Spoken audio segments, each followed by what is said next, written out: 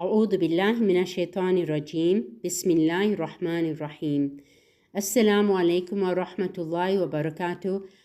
I am Shoniz Joseph and today's topic is Jinn in the light of Islam. Jinn, the Arabic word Jinn, comes from the root word Jinnah, meaning to hide or to be unseen. Belief in Jinn is part of Islamic faith as they are mentioned in the Holy Quran and in the Hadith. Jinn are created from fire, like Allah Ta'ala tells us in Surah Ar-Rahman, ayat number 15, أعوذ بالله من الشيطان الرجيم بسم الله الرحمن الرحيم وخلق الجن من مارج من نار. He created the jinn from a smokeless flame of fire. Unlike humans created from clay and angels created from light, jinn are made from fire. There are different types of jinn. We get the believing jinn, that is the Muslim jinn, those who worship Allah subhanahu wa ta'ala. The disbelieving jinn, the shayateen, the rebellious ones led by Iblis.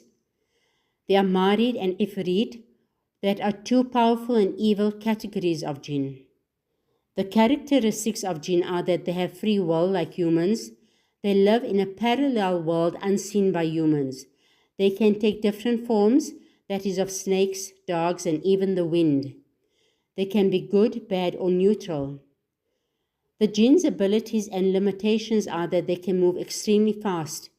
Allah tells us this in Surah An-Naml, ayat number 39. Some can fly and pass through walls.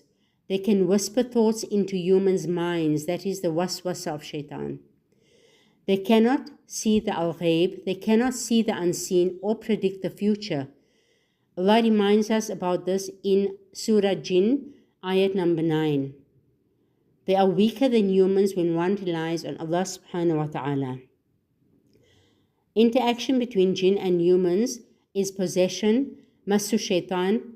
Some evil jinn may possess humans, causing illness or madness, like Allah tells us in Surah Al-Baqarah, ayat 275. Ruqya from the Holy Quran, that is spiritual healing from the Holy Quran and Sunnah, can cure possession. Some magicians make pacts with jinn for evil purposes. The Prophet Sulaiman alayhi salam controlled jinn, like Allah Ta'ala tells us in Surah Sabah, ayats 12 and 14. Black magic and seeking help from jinn is haram. Allah reminds us about this in Surah Al-Baqarah, ayats 102.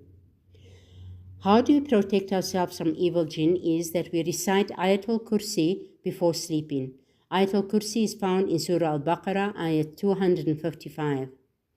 We should also recite the last two verses of Surah Al-Baqarah at night, that is ayats 285 and 286. We should do our morning and evening adhkar, that is Surah Al-Falaq, Surah An-Nas, and Surah Al-Ikhlas. We must say Bismillah before entering the house, eating or doing anything.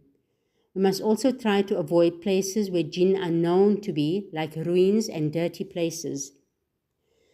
Jinn, like humans, will be judged by Allah Ta'ala on the day of Qiyamah.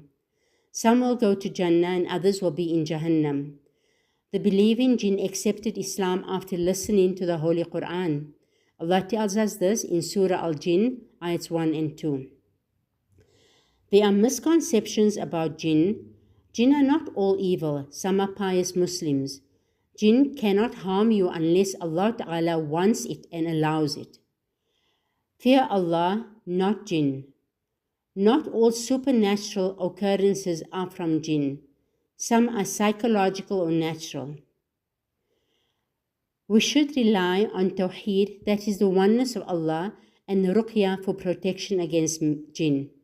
Jinn exists, but they should not be our focus. Our goal is to worship Allah subhanahu wa ta'ala. May Allah ta'ala protect us against the evil of jinn. Ameen. وَمَا عَلَيْنَا إِلَّا الْبَلَاغُ الْمُبِينُ.